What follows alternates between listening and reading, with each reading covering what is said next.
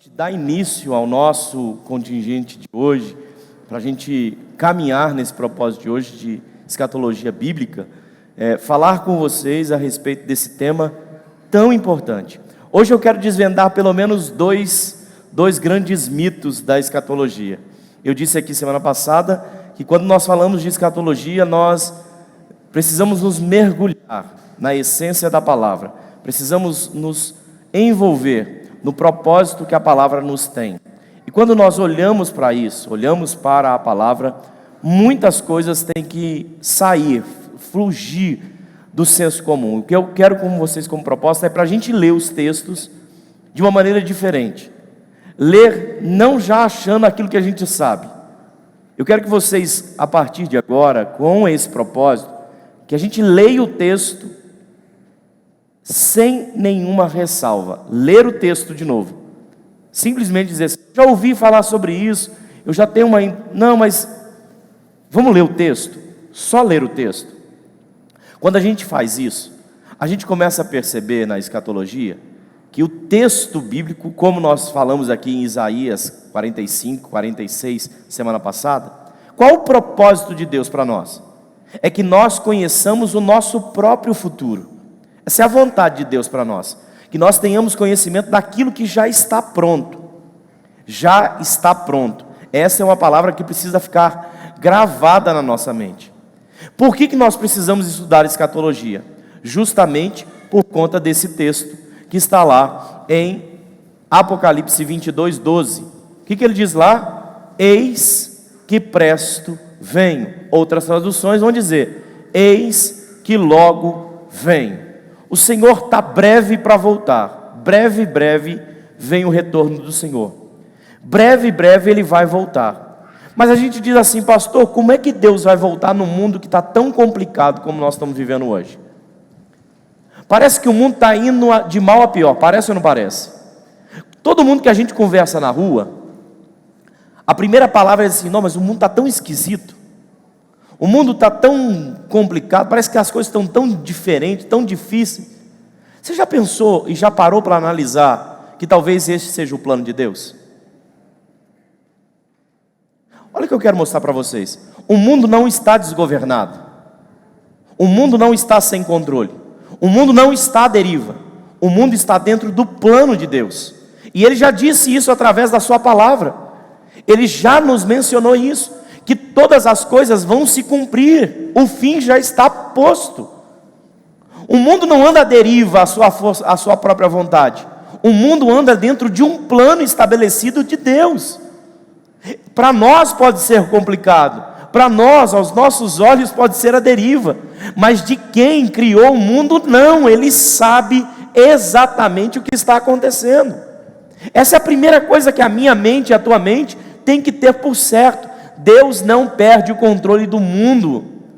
Deus não perde o controle do mundo. Tudo funciona debaixo do plano dele. Você pode dizer amém por isso? Eu trouxe para vocês aqui um mapa, a fim de, mais ou menos, claro que isso aqui a gente vai caminhar e nós estamos começando agora. Esse é um plano divino através dos séculos. O plano de Deus. O que Deus planejou para o mundo. Nós começamos o mundo aqui, ó, eternidade. Lembra que nós falamos semana passada? A primeira eternidade. E nós vamos terminar o mundo aqui, ó. Nós chamamos esse eternidade aqui de século dos séculos. Esse é o plano de Deus para o homem. Aqui está o plano do mundo. Imagina que esse plano aqui fosse um apartamento ou um prédio de 7 andares. Esse é o projeto de Deus. Agora eu quero te lembrar que nós já estamos no 6º andar. E já passamos de um pouquinho. O elevador já está subindo para chegar no 7º andar. Pastor, o que aconteceu? O mundo começou aqui, ó. Todo esse período aqui já aconteceu. Nós estamos aguardando somente aqui, quando o Senhor vier arrebatar a igreja. Nós estamos literalmente aqui. Tudo isso aqui já foi. Isto para nós não é mais escatologia. Isso é história. Daqui para trás é tudo história. Daqui para frente é escatologia. Aqui nós temos dois eventos importantes. Primeiro evento, o arrebatamento da igreja. Aqui nós temos o juízo, tribulação, grande tribulação. Aqui nós teremos o grande trono branco. E aqui nós teremos o período que nós conhecemos de eternidade. Então este é o plano que ainda nos falta ser cumprido. Aqui está esboçado o plano de Deus através dos séculos. Só que nós nunca entenderemos o que nos falta aqui se nós não compreendermos toda a história do mundo. Porque aí nós acharemos que isso aqui não tem razão de acontecer, não tem por que acontecer e qual o sentido disso acontecer. E a partir de agora nós precisamos olhar para o mundo e olhar para a Bíblia e dizer: poxa, se Deus estabeleceu um plano para todo mundo, como eu vou conhecer? Porque existe uma artimanha do adversário. Qual? Te fazer desacreditar do plano, te fazer desistir do plano, te fazer acreditar que o plano não vai se cumprir ou que você não vai participar dele. E se ele fizer isso, ele ganha. Só que quem escreveu o plano também te deu a autonomia de olhar para isso e dizer: peraí, olha para cá, eu já disse como tudo vai acontecer, do início ao fim. Eu já contei para vocês quais são os acontecimentos, do início ao fim. Mas não deixe que ninguém tome a sua coroa. Não perca a coroa. Não perca a sua coroa. Fique atento, porque o adversário vai tentar te tirar. E como eu compreendo tudo isso? Vamos lá para frente. Ó, vamos lá. Eu quero que você abra a sua Bíblia em Gênesis 1. E nós vamos ler 3 versículos. Primeiro, para que você compreenda no plano escatológico o que está acontecendo. Nós temos 3 versículos importantes para serem lidos. Gênesis 1:1, Gênesis 1:2, Gênesis 1:3. E eu espero que nunca mais você leia esse versículo da mesma maneira que você sempre leu. Vamos ler todo mundo junto? Versículo de número 1. No princípio, criou Deus o céu e a terra. Para aqui. Você sabia que o mundo é dividido, o mundo inicial é compartido em 3 partes: mundo original, mundo caótico, mundo restaurado. Aqui em Gênesis 1, 2 e 3 nós temos os 3 mundos. Nós temos o mundo original, Gênesis 1, 1. Quando Deus criou o mundo? Em Gênesis 1, 1. No princípio criou Deus os céus e a terra. Mundo original. Primeiro detalhe: quem estava neste mundo original? Nós vamos ler, eu vou chegar lá, mas só para você ter a noção. Quem era o responsável da organização desse mundo original? É o que hoje nós chamamos de Satanás. Mas antes era querubim ungido. Ele estava no mundo original. Aqui acontece algo. Que é este algo? Ele assenta ao seu coração ser semelhante ao Altíssimo. Ele cai. O mundo se torna caótico. O segundo mundo. Então qual o primeiro mundo? Mundo original. Segundo mundo? Caótico. Gênesis 1, 2. E a terra era sem forma e havia trevas sobre a face do... Aqui está o mundo caótico. A queda de Lúcifer fez com que o mundo se tornasse caótico. O mundo se tornou caótico. Olha para cá para me trazer uma informação para vocês. A partir daqui, quando o Espírito de Deus move sobre a face das águas e Deus sopra uma palavra: haja luz, Deus resolve dizer: o mundo que eu criei se tornou caótico pela queda de Lúcifer, eu vou restaurar. Quando você lê Gênesis 1, 3, 4, 5, não é Deus criando o mundo, é Deus restaurando o mundo que já estava criado. Você pode dizer amém por isso? Deus está colocando as coisas em ordem agora. As coisas não estavam sendo criadas. É por isso que o mundo não estava, a Bíblia diz, o mundo estava sem forma. O mundo não estava sendo criado aqui. O mundo foi criado em Gênesis 1:1. Lá houve a criação. Mundo original. Gênesis 1:2 se torna caótico porque Lúcifer cai. O mundo age em trevas. Jesus olha para esse mundo e diz: vou restaurar. E começa a ordenar as coisas no mundo. Para aqueles que gostam de história, só para você entender, segundo os teólogos dizem que entre o mundo caótico e o mundo restaurado, passaram-se aproximadamente 80 mil anos. 80 mil anos. Então, quando algum cientista diz assim: nós encontramos uma rocha, nós encontramos alguma coisa de milhares de anos, é verdade. Houve um tempo, a gente precisa ler a Bíblia e entender que os tempos aqui são maiores. Então existe uma distância entre o mundo original, mundo caótico e mundo restaurado. Até aqui tudo bem? Foi até aqui, gente? Vocês entenderam? A partir do versículo de número 3, quando Deus disse haja luz, esse haja luz aqui não é sol, não é lua, até porque isso aqui vai acontecer lá na frente. Sol e lua vai existir bem lá na frente. Aqui Deus está dizendo: eu vou restabelecer, eu vou restaurar o mundo. Quando a gente diz que nós viveremos lá no plano, eu vou só voltar para te mostrar. Quando a gente diz que aqui nós viveremos um mundo restaurado, a gente diz assim: será que Deus é capaz de restaurar o mundo? Deus está dizendo: peraí, eu já fiz isto, eu já criei isto, o mundo já esteve caótico. Esse tempo caótico que nós estamos vivendo não é novidade para Deus, gente. É isso que eu quero te mostrar aqui.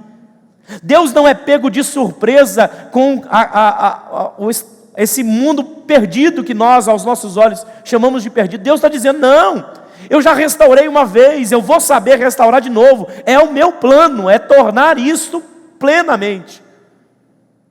É trazer essa essência para nós.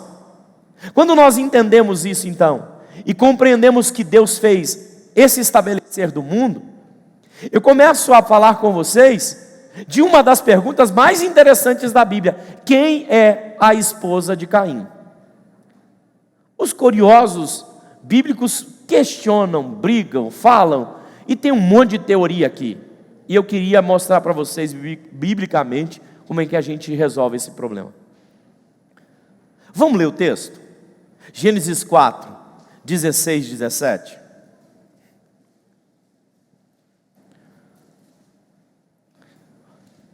Enquanto você acha aqui, eu vou só voltar para te mostrar uma coisa. Olha aqui, no plano: mundo original, mundo caótico, mundo restaurado. Inocência, homem no jardim. Lembra das dispensações? Lembra que nós falamos aqui? Mundo original, mundo caótico, mundo restaurado. Para te mostrar no mapa para ficar melhor. Tá vendo aqui uma figurinha? Tá muito ruinzinho, né? É porque tá pequenininho, mas dá para ver que tem alguma coisinha aqui? Sim ou não? Dá para ver que tem um negocinho aqui? Aqui é um anjinho. Aqui é um anjinho de cabeça para baixo descendo. Aqui é Lúcifer coordenando o mundo original. Aqui é Lúcifer caindo do céu, perdendo o seu principado. Nós vamos falar sobre isso. Calma que nós vamos chegar lá.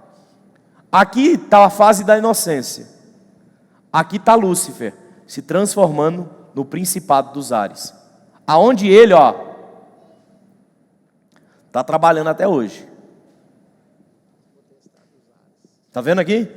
Ele é a serpente lá, a serpente lá do original, lá do Éden.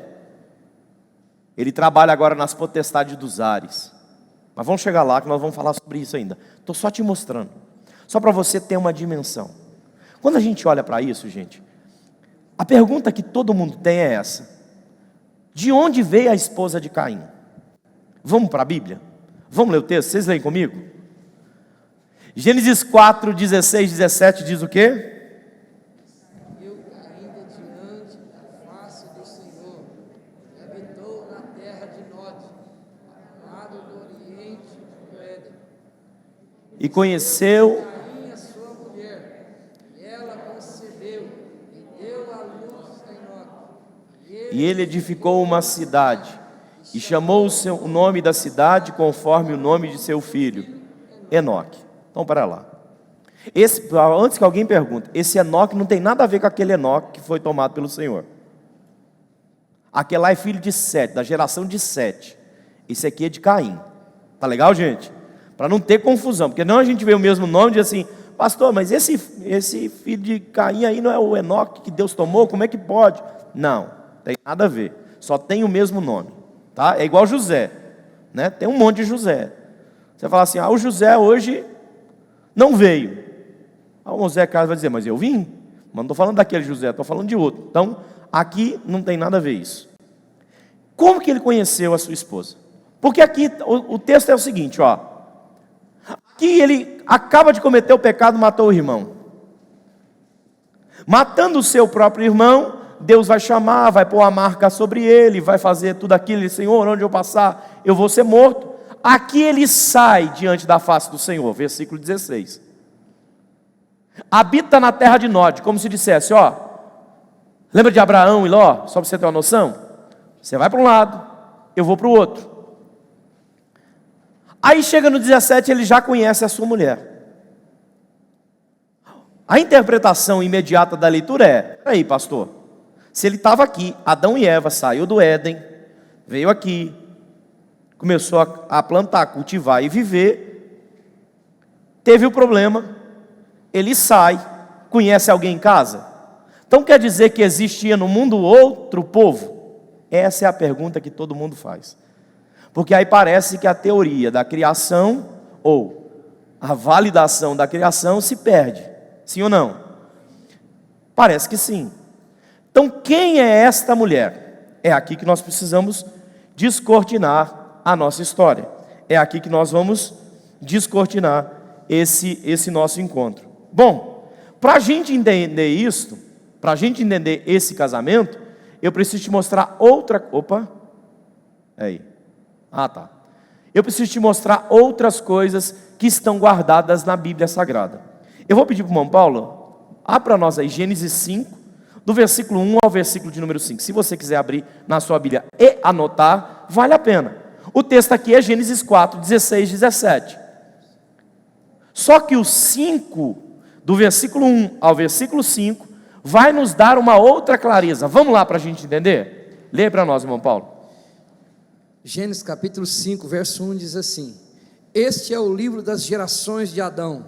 No dia em que Deus criou o homem, a semelhança de Deus o fez, macho e fêmea os criou, e os abençoou, e chamou o seu nome Adão, no dia em que foram criados. E Adão viveu 130 anos, e gerou um filho, e a sua semelhança, conforme a sua imagem, e chamou o seu nome Sete. E foram os dias de Adão, depois que gerou a Sete, 800 anos, e gerou filhos e filhas. E foram todos os dias que Adão viveu, 930 anos, e morreu. Olha para cá. Quantos anos viveu Adão? 930 anos. 930 anos. O que tem de costume era que os 2 primeiros filhos foram anotados. Depois o texto que nós acabamos de ler, diz assim que ele teve filhos e filhas. A tradição nos diz que ele teve 60 filhos.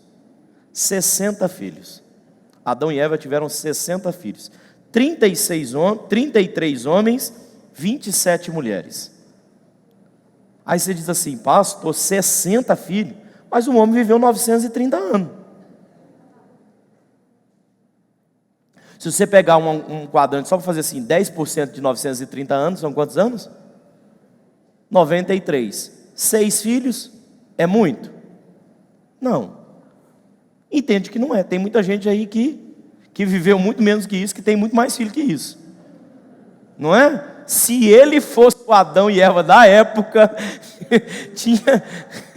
o negócio tinha multiplicado ainda mais, né? Entendeu que não, a gente fala 60, mas eu estou falando de 930 anos. Gente, é muito tempo vivido. É muito tempo de vida. Esse tempo de vida aí fez com que ele tivesse filhos e filhas. Agora, uma coisa que eu tenho que te mostrar na Bíblia é que, se você prestou atenção na leitura do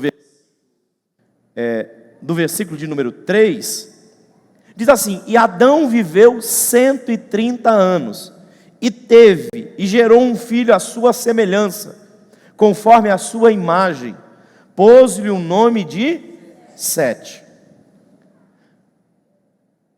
Depois que ele viveu 130 anos, ele teve um filho, e esse filho é chamado de Sete. Segundo os teólogos, essa contagem de 130 anos é a saída do jardim. A partir dali começa-se a contar. É por isso que o salmista vai dizer: Senhor, ensina a contar os meus dias, a fim de que eu tenha um coração sábio. É todo aquele tempo que eu passo na dependência exclusiva de Deus. Começa a se contar em Adão a partir daqui. Se essa for uma verdade, tem-se a conclusão de que os meninos Caim e Abel, quando discutiram entre si, que um mata o outro, que foram apresentar a sua oferta e depois se encontram no campo, tem-se a notícia de que tinham entre eles Caim 130 anos de idade, Abel 129, 128 anos de idade. 2 meninos discutindo, né? 2 meninos de 130, 129 anos é a idade que eles tinham. Agora acompanhe comigo. Quando eu vou para essa informação, eu entendo que ele sai aqui da presença do Senhor. Não é o que está dizendo o texto? O capítulo 4. Saiu Caim diante da face do... Eu vou te fazer uma pergunta só para ter uma informação. Aonde está Adão e Eva no capítulo 4?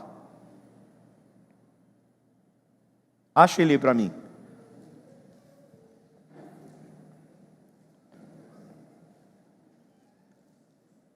Aonde está Adão e Eva no capítulo de número 4?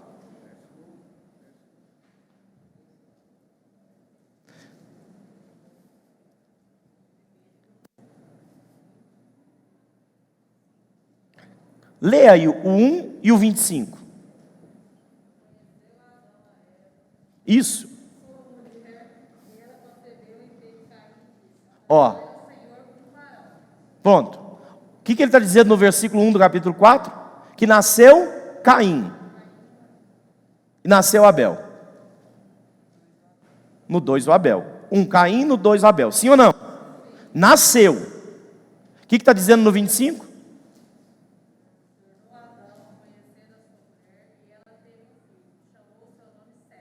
E chamou o seu nome Sete. Presta atenção que no capítulo de número 4 de Gênesis, nós encontramos somente um fato: Adão e Eva tendo filhos. Primeiro, Caim e Abel, no versículo 1. Terminando o capítulo 4, já nascendo Sete. Toda essa história do capítulo 4 acabou de acontecer. 130 anos. 130 anos de história acabou de acontecer. Se nesses 130 anos de história acabou de acontecer, a Bíblia diz que ele teve filhos e filhas. Quando Caim se despede ou se aparta definitivamente da sua família, aqui no versículo de número 16, ele vai encontrar a sua esposa do versículo 17, depois de aproximadamente 261 anos. Entre o 16 e o 17, passam-se 261 anos. Isso significa dizer que quando Caim encontra a sua esposa, ele tinha, é isso mesmo. Quando ele conhece a sua esposa, ele tinha aproximadamente 292 anos. 130 com 392 anos, é isso, né? 392 anos, ele conhece a sua esposa. De onde ela vem? Há uma promessa. Lembra de uma promessa que Deus disse ao homem? Só para gravar na tua memória. Qual era a promessa que Deus havia dado ao homem? Eu vou refletir a você. A promessa do Senhor está lá em Gênesis 1:28. Gênesis 1:28, Deus diz para o homem que era para o homem fazer o quê? Ser frutífero, multiplicai e preencher toda a terra. Sabe por que você não encontra Adão e Eva junto com Caim e Abel? Porque no nosso imaginário é assim: pai, mãe, filhinho. Só que nós estamos falando de 130 anos de história. Ou melhor, nós estamos falando de 392 anos de história. Nós estamos falando de alguém que teve filhos e filhas. Nós estamos falando de alguém que recebeu uma ordem. A primeira ele falhou: não coma do fruto. Qual era a segunda? Multiplicai, enchei a terra, toda a terra. Eu vou fazer uma pergunta para vocês. Quem contou para vocês que Adão e Eva viviam do lado de Caim e Abel? Que eles viviam no mesmo território, no mesmo raio. Que eles viviam todo mundo para jantar junto na casa da mãe. Quem te disse? Quem nos disse isso? Perceba se é só no nosso imaginário. A ordem de Deus é: sai pela terra, espalha-se pela terra, mova-se pela terra, conquiste toda a terra. Quando ele encontra, provavelmente não, a informação que se tem é que aqui a lei de Deus vai existir depois. Deus vai dar a ordem, mas a ordem agora é multiplicai. Com quem Caim se casa? Com a sua irmã, com a sua própria irmã. Pastor, mas vai casar com a própria irmã? Gente, não tinha outra pessoa para casar não.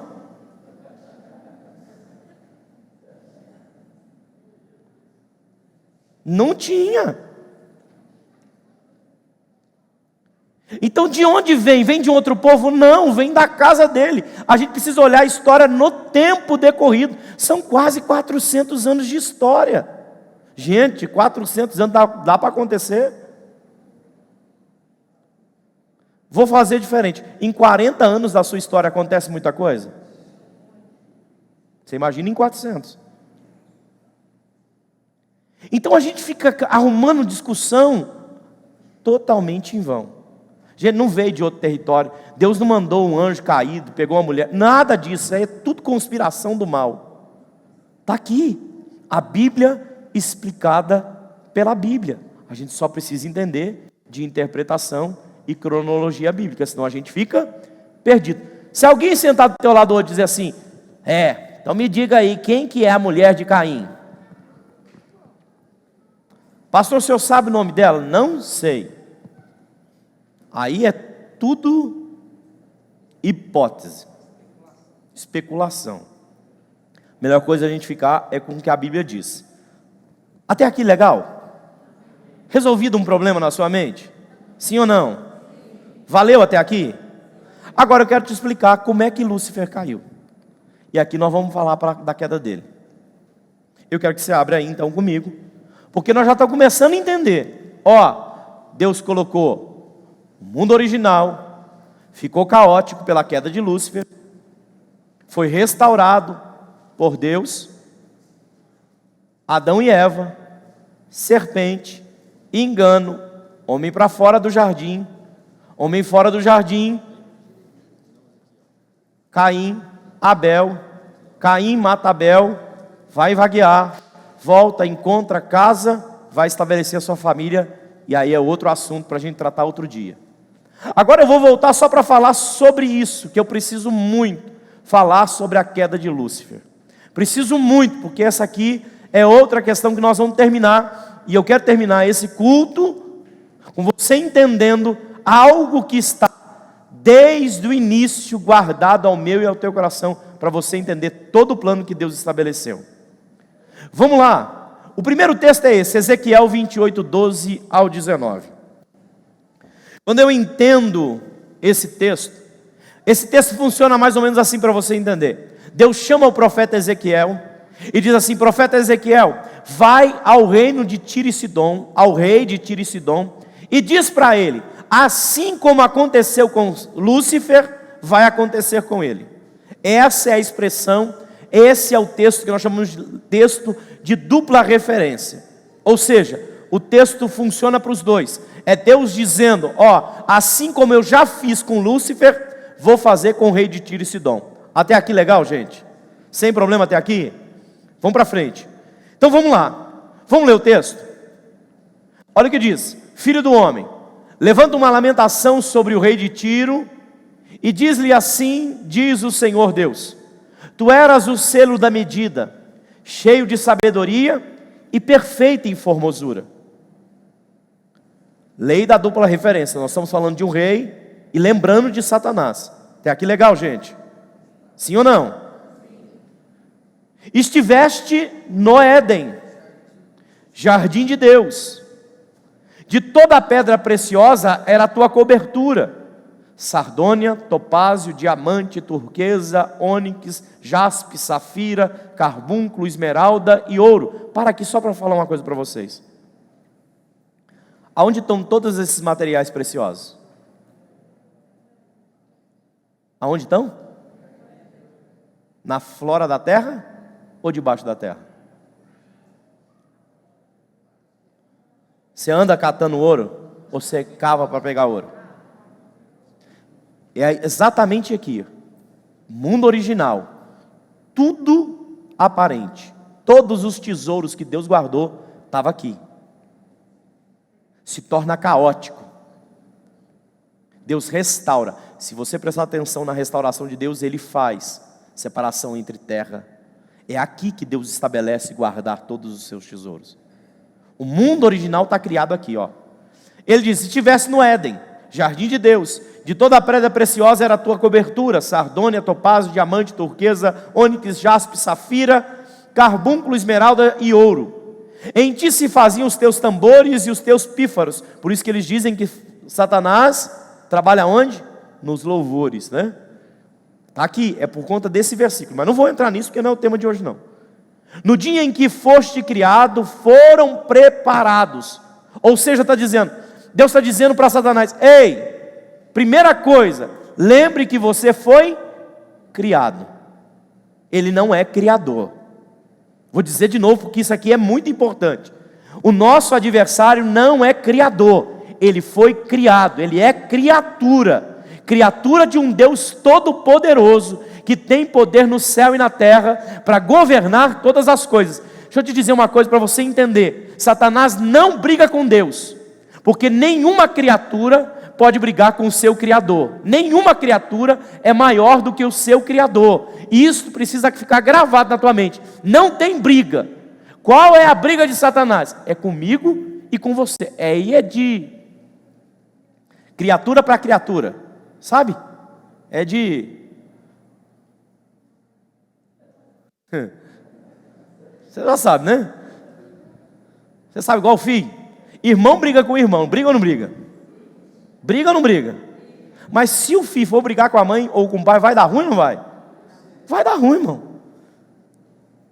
Vai, não vai prestar. Então é um negócio. Ali quando você quer igual, você passou o nível acima, você não discute. Com Deus não tem discussão. Então vamos lá. Até aqui tudo bem? Sim ou não? Então vamos lá. 12, 13, vamos para o 14. Aqui eu queria parar. Tu eras o querubim ungido para cobrir. Ó, Deus deu a ele, o querubim de luz, uma ordem, que era restaurar ou estabelecer a terra. Tudo o que acontece, gente, tem uma impressão de que lá no céu, ele caiu, ele fez aquele negócio de conquistar. Não, é tudo aqui, viu? É tudo na terra. Tudo aquele negócio que ele conquista a terça parte dos anjos, lá no céu ninguém brinca. Lá ninguém toca. Lá ninguém... Não. Tudo acontece aqui, eu estou te mostrando aqui. Vamos lá. Tu eras querubim ungido para cobrir e te estabeleci. No monte santo de Deus estava. No meio das pedras afogueadas andavas. Perfeito eras no teu caminho, desde o dia que foste criado, até que se achou em ti iniquidade. Você era perfeito, sem problema nenhum, mas eu achei em você iniquidade. Sabe o que eu gosto aqui? Aqui a palavra cobrir tem um sentido de proteger. O que Deus está dizendo para ele aqui, eu te dei uma ordem, que era proteger a minha criação, o meu mundo criado. Você tinha essa função. Ele era o protetor do mundo. É por isso que ele tem tanto prazer nas riquezas do mundo. Por que a gente fica brigando e diz assim, olha, o homem se perde pelo dinheiro, pelas riquezas? É porque essa riqueza era aquilo que agradava aos olhos dele. Ele era o protetor disso. E quando ele vê alguém, agora ele diz, eu tenho para te dar. E quando a gente diz que Satanás tem para dar, tem mesmo, porque ele sabe aonde estão guardadas as riquezas da terra. Ele estava aqui desde o início, gente. Como é que ele pode dar riqueza a alguém se Deus é o protetor? Você está dizendo, aqui, ele sabia onde toda a riqueza estava guardada. Você acha que é difícil para Satanás, sabendo onde estava tudo, porque ele conhecia todo o globo, dizer ou soprar para alguém, olha, eu sei onde tem uma mina de ouro para te fazer rico? É difícil para alguém? Por que você acha que quando as pessoas dizem assim, eu fiz um pacto com o diabo e ele me tornou rico, isso é impossível? Não, gente, ele era o protetor de todas essas riquezas, está na Bíblia. Claro que quem fez as riquezas foi Deus. Quem criou tudo é Deus. A palavra do Senhor diz que tudo é dele, tudo provém dele, mas tem alguém que conhece onde está guardado. É igual o seu filho na sua caixinha de moeda. Sabe? Você sabe que aquela moeda é sua, mas ele sabe onde você guardou ela. Você entendeu? Sim ou não? Vocês estão... Posso seguir? Vamos para frente? Perfeito era. Aí acontece um negócio. Qual o negócio que ele faz? Na multiplicação do teu comércio, encheram o teu interior de violência e pecaste. Por isso te lancei, profanado, no monte de Deus, e te fiz perecer, ó querubim cobridor, no meio das pedras afogueadas. Olha para cá para te dizer outra coisa. Olha que informação importante ele está dando para nós agora. Ele está dizendo para nós assim, no versículo 16. Isso aqui, na multiplicação do teu comércio. Essa palavra aqui no hebraico, primeiro que essa palavra aqui é um hebraísmo. Pastor, o que é um hebraísmo? Aqui no Brasil, quando a pessoa faz um serviço mal feito, a gente diz que aquele serviço é o quê? É um serviço de porco, serviço ruim, serviço mal feito, a gambiarra. Já ouviu falar de gambiarra? É uma gambiarra. É um bom serviço? Não. É uma gambiarra. O hebraísmo é literalmente isso. Se alguém chegar no Brasil e dizer assim, vou fazer uma gambiarra. Isso não tem no dicionário, não é uma palavra, não, é algo nosso, da nossa cultura. O hebraísmo é a aplicação da cultura, e aqui está uma palavra, multiplicação do comércio. No grego isso aqui chama-se recugem. Deixa eu dizer uma coisa para vocês, para você não ficar assustado. Nada se é inventado. A palavra recugem significa tráfico. O primeiro traficante do mundo.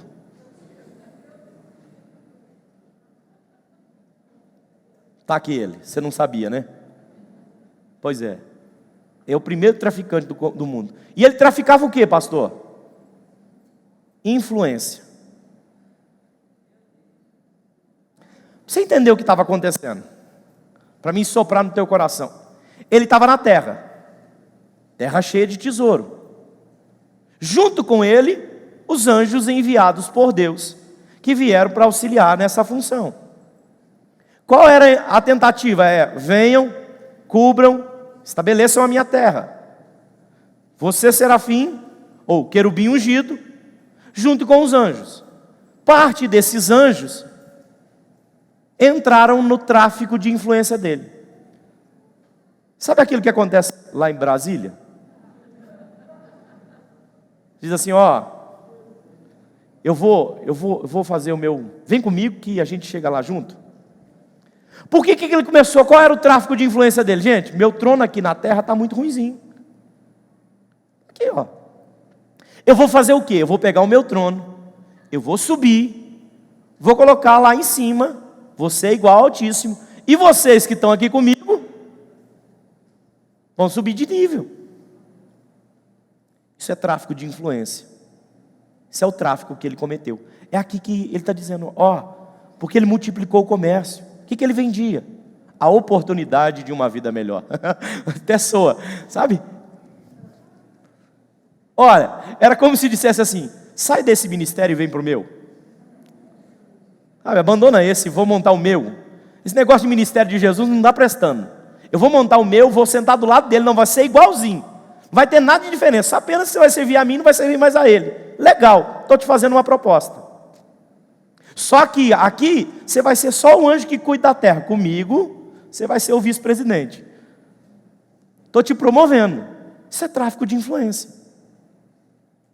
Era isso que ele estava fazendo aqui com os anjos. Só para você entender. O que acontece com aqui? É que ele diz assim para ele. Vamos seguir à frente para a gente só parar. Versículo 19. Elevou o teu coração por causa da tua formosura, corrompeste a tua sabedoria por causa do teu resplendor, por terra te lancei, diante dos reis te pus, para que olhem para ti. Pela multidão das tuas iniquidades, pela injustiça do teu comércio, profanaste os teus santuários. Eu, pois, fiz sair do meio de ti um fogo. Aqui Deus está dizendo um juízo. Eu fiz sair de ti um fogo, que te consumiu, e te tornei em... Essa palavra é importantíssima. E te tornei em... Isso aqui é mais um hebraísmo bíblico, porque tem gente que quer orar para Satanás se arrepender. Porque, olha, se ele se arrepender, ele pode ser salvo. Já viu gente perguntar isso? Ele vai se arrepender? Não. Por que ele não vai se arrepender? Por conta de uma condenação de Deus. Aonde está essa condenação, pastor? Está aqui, ó. Fiz sair do meio de ti um fogo que te consumiu e te tornei em... Aqui a cinza é um hebraísmo, é novamente um hebraísmo. O que quer dizer a palavra cinza nesse hebraísmo? Irrecuperável. Você tornou cinza, acabou, não recupera mais. Deus está dizendo para ele, porque você fez tudo isso, me conhecendo, não tem mais jeito, te tornei cinza, acabou, não tem arrependimento, não tem possibilidade de arrependimento, cinza. Vou te mostrar uma outra coisa, só para você fazer um reflexo disso. Lembra de Neemias reconstruindo o muro de Jerusalém? O que Sambalate vai aparecer para dizer? Acaso esses fracos judeus restaurarão os muros da cidade? Acaso eles edificarão sobre estas pedras afogueadas ou sobre as pedras queimadas? O que eles estavam querendo dizer? Quando se torna cinza, nada mais pode ser reconstruído. Esse é o sentido. Lembra do texto? Neemias 4, se eu não me engano. Lembra dessa expressão?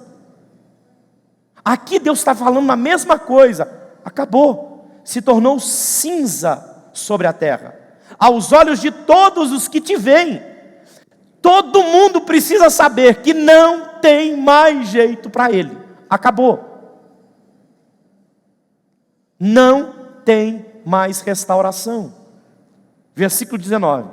Todos os que te conhecem entre os povos estão espantados perante ti. Olha para cá. Ele começou sendo o quê? Lembra que era a primeira função dele lá? O que ele era? Protetor. O que ele se tornou? espanto. Espanto. Olha que coisa, um querubim ungido, que incendeia no seu coração, romper com o propósito de Deus, se torna um espanto para todos aqueles que o cercam. Funciona para ele, funciona para a gente.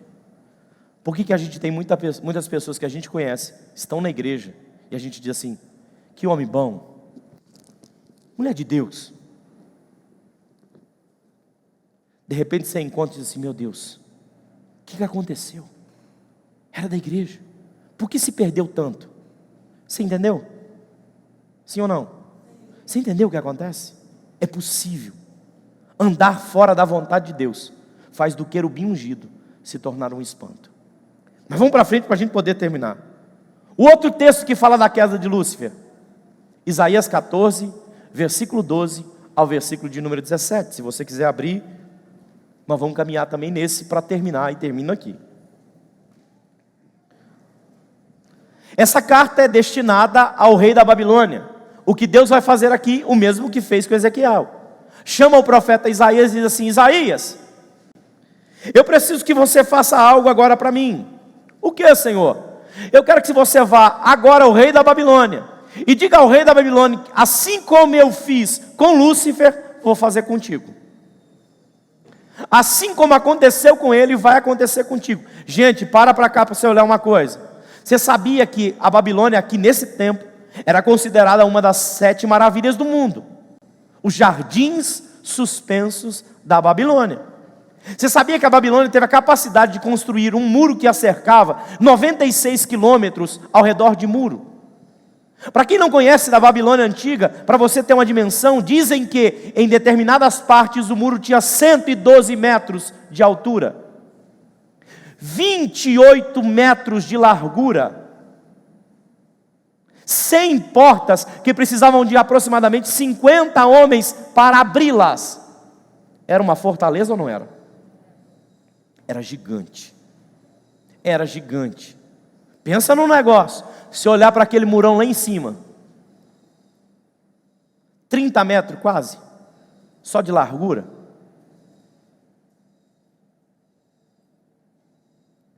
Aí Deus manda um recado para o rei. Qual o recado dele?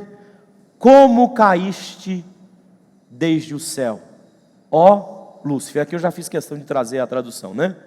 Porque aqui a outra tradução vai dizer, ó estrela da manhã, ou estrela d'alva, né? Estrela alva. Sim ou não? Filha da alva, né? É isso. A palavra querubim ungido aqui significa, transliterado para as novas traduções, já vem como Lúcifer.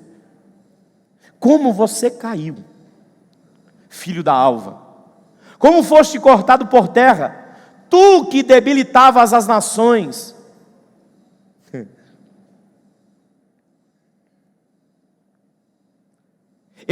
E tu dizias no teu coração, eu subirei ao céu, acima das estrelas de Deus, exaltarei o meu trono. Ó, proposta do coração, vou pegar o meu trono. Gente, não tem jeito de subir se já está lá em cima, tem? Não, está aqui embaixo. Por isso que eu estou dizendo que tudo isso aconteceu aqui, não aconteceu lá. Porque é fácil a gente ver alguém pregando dizendo que lá no céu teve rebelião. Bom, lá no céu ninguém toca nada não. Brinca com essas coisas não, porque a gente não pode nem pensar um negócio desse, que o céu é desorganizado. Não, o céu virou uma bagunça, né? Vamos lá. Subirei ao céu, acima das estrelas de Deus, exaltarei o meu trono. E no monte da congregação me assentarei aos lados do norte. Só para quem entende de pontos cardeais, aonde nasce o sol? A oeste. Oeste. Leste ou oeste? O sol nasce no leste? Morre no oeste. Se o sol nasce no leste, morre no oeste, significa dizer que a minha direita é o norte e a minha esquerda é o sul. Aqui nasce o sol aqui, né? É aqui, não é? Isso, é aqui. É aqui, não é? Assim. É aqui, gente, pelo amor de Deus, vocês me ajudam, né? A contagem de um ponto cardial é exatamente essa. A partir do momento que eu acho o nascente do sol, eu sei que é o leste. Então, se a minha frente aqui, vou dar só um exemplo, se a minha frente aqui é o leste, para cá, oeste, aqui vai ser o norte, aqui vai ser o sul, ok? Só para a gente ter essa... Quando ele diz, assentarei ao norte, ele está dizendo que vai sentar onde? À direita. E aí você escuta uma palavra. Quem está sentado à direita de Deus? Você entendeu o que ele queria? Você compreendeu qual era o desejo dele? E quer entender por que ele ficou encapetado? Porque o apóstolo João disse assim na sua palavra: ao que vencer, eu concederei que se assente comigo no meu trono. Aonde é esse trono? À direita de Deus. Quem queria estar sentado lá? Satanás. Mas quem vai estar? Aquele que permanecer até o fim na presença do Senhor. Ô irmão, entende porque ele olha para a minha vida e diz: espera aí, como é que pode? Eu que era um querubim ungido, debilitava as nações, vou perder para... Ele vai desistir de você ou não? Nunca. Você vai sentar onde ele queria estar. E nunca vai chegar, porque já virou cinza. Ah, irmão, pelo amor de Deus. Vamos para frente. Se aqui eu estou entendendo isso, eu preciso entender que ele então agora vai ser lançado. E eu acho interessante, aonde ele queria chegar? Aonde ele queria chegar? No céu. Vou voltar aqui só para te mostrar uma coisa que eu esqueci. Ó, a vontade dele era chegar no céu. Cadê? É o próximo, o antes.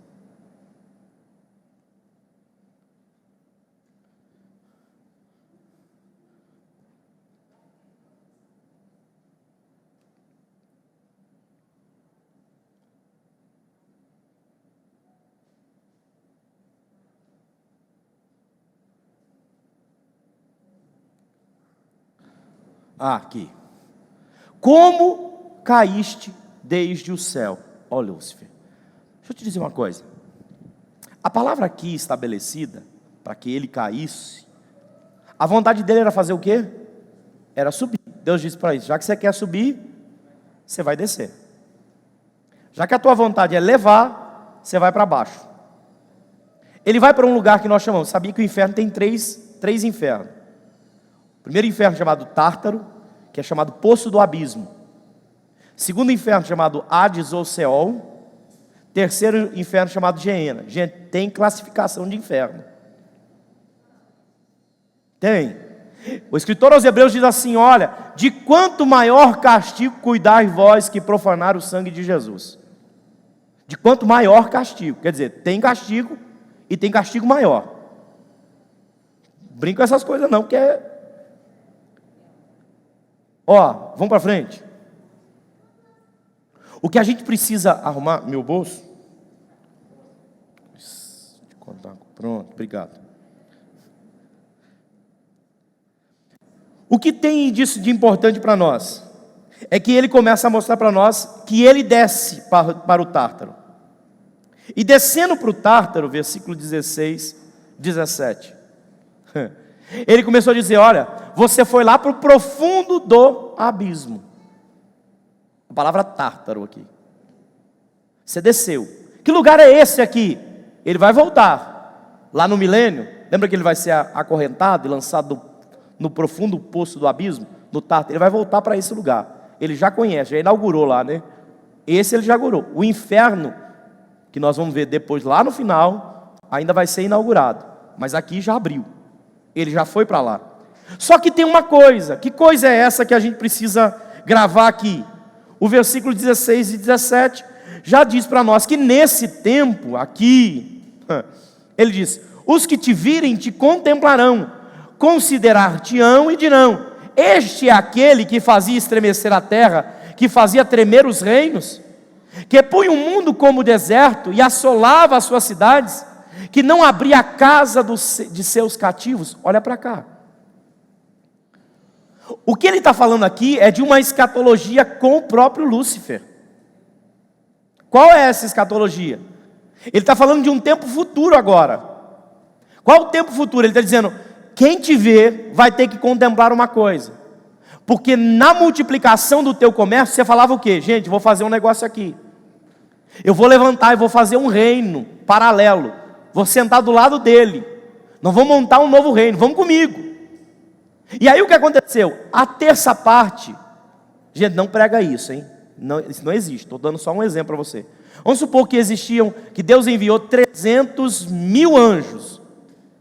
Isso não existe, hein? Pelo amor de Deus. O pastor disse que veio 300 mil anjos com Satanás. Não disse. Mas estou te dando só um exemplo para você entender. Vamos supor que venha 300 mil anjos. A terça parte de 300 mil é quanto? 100 mil. 100 mil desses que estavam aqui com ele, toparam o negócio. E se tornaram os demônios que a gente conhece por aí hoje. 100 mil. A terça parte. Dessa terça parte que topou o negócio, a Bíblia diz que teve uns que se arrependeram. Vou usar uma linguagem mais popular. Parar de dizer, meu irmão, fui cabeçudo demais. Mas eu larguei o Criador pela criatura. Sabe? Aquele senso de, o que eu estou arrumando na minha vida? Estou perdendo tudo que eu tinha. Se arrependem.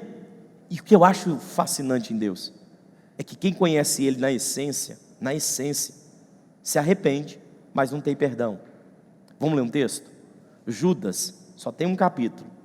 Judas, versículo de número 6. Para a gente ganhar tempo, que eu já estou estourando meu horário. Diz assim, vou ler. E aos anjos que não guardaram o seu principado, mas deixaram a sua própria habitação, reservou escuridão e em prisões eternas, até o juízo daquele grande dia. Judas 6, ele está dizendo, até os anjos que não guardaram o seu principado. A palavra principado aqui significa dignidade. Os anjos que não guardaram o seu propósito, a dignidade do seu chamado, já estão guardados para o juízo eterno. Ele já diz, quando chegar lá no trono branco, é trono branco aqui, juiz eterno. Lá no trono branco, eu vou falar com vocês, mas vocês já estão julgados. O que isso é difícil para a gente entender? Porque a gente acha que há um Deus que é tão amoroso, mas Ele diz que existe pecado que não tem perdão. 2 de Pedro, capítulo de número 2, versículo 4, eu vou ler só para a gente ganhar tempo. Diz assim, porque se Deus não perdoou aos anjos que pecaram, mas havendo-os lançado no inferno, os entregou às cadeias da escuridão, ficando reservado para o juízo. Pastor, o que isso quer dizer? É que com a queda de Lúcifer, se inaugura o inferno. Desce, o inferno se abre, o poço do abismo, o Tártaro, o Hades ou Seol. Você entendeu até aqui? Isso não existia, mas com a queda dele, passa a existir. E aí eu vou te explicar uma outra coisa que acontece. Entre a saída do Éden até o sacrifício de Jesus na cruz. Saída do Éden, sacrifício de Jesus na cruz, 4.170 anos. Repete comigo, 4.170 anos. Quem morria nesses 4.170 anos, descia. Por quê? Porque tanto o paraíso quanto o inferno estavam lá embaixo. E quem controlava isso? Satanás. Por que ele controlava isso, pastor? Porque ele tinha na sua mão a chave da morte e do inferno. Então era mais ou menos assim: se um salvo morria, os anjos os levavam e o depositavam no paraíso. Mas quem controlava a morte? Satanás. E se um ímpio morria, ele tomava para si e lançava no inferno. Assim era o acontecimento. Assim estava inaugurado o inferno.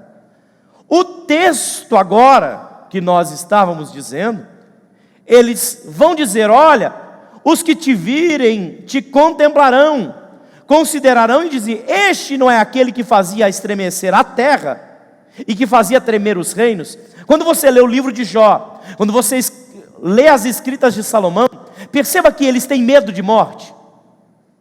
Jó tem um receio da morte. Salomão vai dizer que é difícil a morte.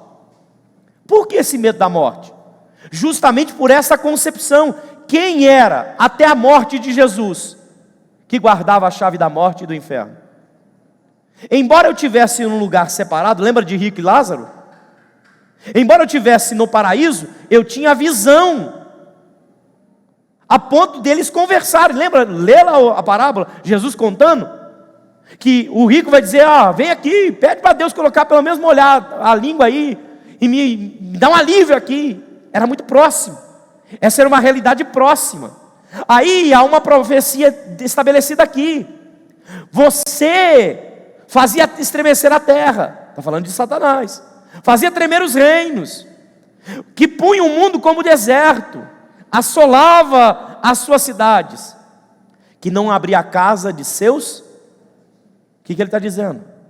Quem era dele, ninguém tirava. Na casa dele ninguém mexe, porque a chave estava na mão de quem? A chave estava na mão de quem? Na mão dele. A chave aqui estava posta na mão dele. Aí aparece alguém que era uma promessa. Quem é esse alguém? Jesus Cristo, o Nazareno. Aí Jesus Cristo aparece lá em Mateus, eu anotei aqui para vocês, Mateus 16, 18, e faz uma palavra que a gente tem muita dificuldade por vezes de entender. Havia um debate. A pergunta de Jesus é uma só: o que dizem os filhos dos filhos, os homens, o que dizem ser o filho do homem? E eles começaram a dizer: eles dizem que é um profeta, dizem que é isso, dizem que é aquilo, dizem. Jesus faz a pergunta para eles: e vós, quem dizeis? Pedro toma a frente e diz assim: tu és o Cristo, o Filho de Deus?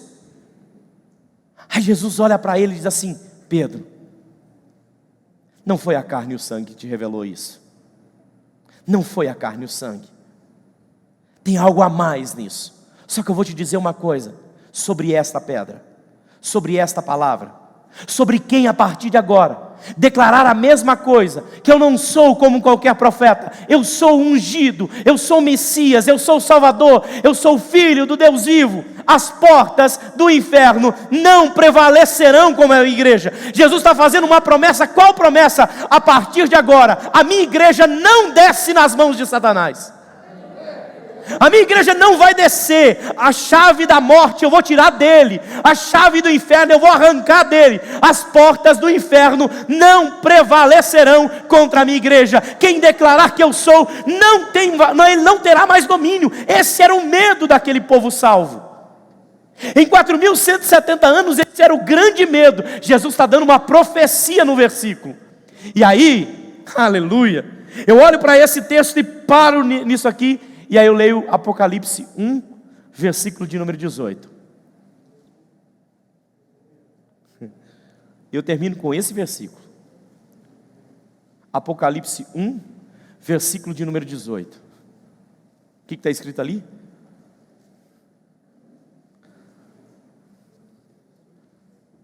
Pode ler, irmão Paulo, bem alto para nós. Apocalipse 1, 18.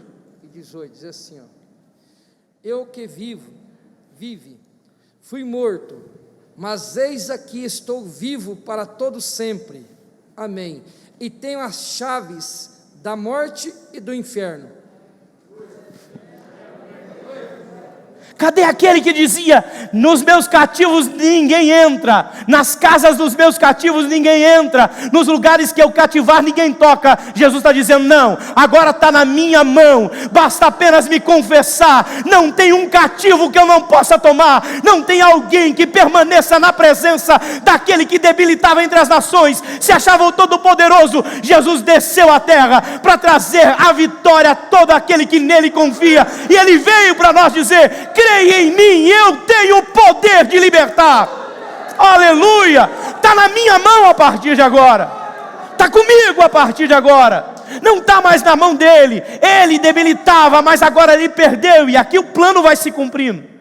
Porque até aqui, da saída do Éden até a morte de Cristo aqui, ele debilitava todo esse povo aqui. Mas a partir daqui, a Bíblia diz assim, que Jesus tomou cativo o cativeiro, não os cativos. Já teve gaiola? Passarinho na gaiola? Jesus não entrou dentro da gaiola e pegou o passarinho. Jesus pegou a gaiola e disse: é minha, é minha, está na minha mão a partir de agora, é na minha mão a partir de agora. Ele não tem poder mais, está na minha mão, está no meu controle. E eu libero uma palavra para terminar essa pregação dessa noite, para você entender que Deus está soprando, dizendo: Ele é o Senhor para libertar todo o cativeiro. Ele tomou sobre si, basta uma única declaração: Ele é o Senhor, Ele reina sobre a minha e sobre a tua vida. Se eu fosse você, levantava uma das tuas mãos, bendizia o nome daquele que é, daquele que tem, daquele que faz, daquele que opera, daquele que é Senhor de todas as coisas. Ele venceu a morte, está vivo, vive para sempre, e todo o cativeiro Ele tomou sobre si. Aleluia! É por isso, irmãos, é por isso, meus irmãos, que a gente tem que olhar para tudo isso e dizer: peraí, não está perdido não, as coisas não estão perdidas não, as coisas não estão sem solução, não, tem uma solução. E Ele está dizendo: quem é a solução? É Jesus o Nazareno. Ele é a solução deste mundo que está caótico aos nossos olhos. Mas tem uma promessa para esse mundo: breve, Ele vai restabelecer tudo isso. Breve, Ele vem me buscar e vem te buscar. Breve, Ele se levantará, virá, e nós encontraremos com Ele nos ares. Há uma promessa garantida para nós: breve, eis que presto venho. Apocalipse 22:12, nós começamos com esse texto: eis que cedo venho, eis que cedo venho. Guarde a tua coroa, guarde a tua coroa, guarde a tua declaração de quem Ele é, guarde quem Ele é na tua vida. Não deixe que Satanás te engane. Permaneça firme, sempre abundante na presença do Senhor. Você pode se colocar em pé em nome de Jesus?